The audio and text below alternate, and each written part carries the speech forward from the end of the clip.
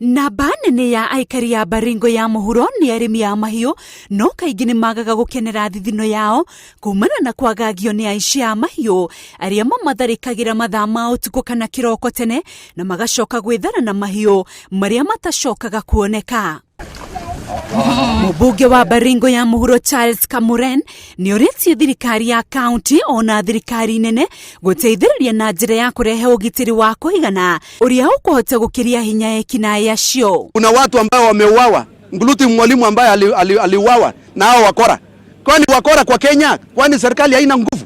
We want to see kuhakikisha kwamba watu wetu wanaishi kwa amani na tunaendelea na maendeleo. Mwena-inĩ wake komanda wa borithi kaunti-inĩ ya Baringo augĩte gĩcigĩrĩra gĩkĩ kĩrĩ na ũingĩ wa maabitha a borithi, no aici a mahiũ makoretwo magĩthaka mũthako wa kwĩhithĩra maabitha. Wananchi nawahakikishia kwamba bado operation inaendelea na iko sawa na at long last itakuja kuleta matunda.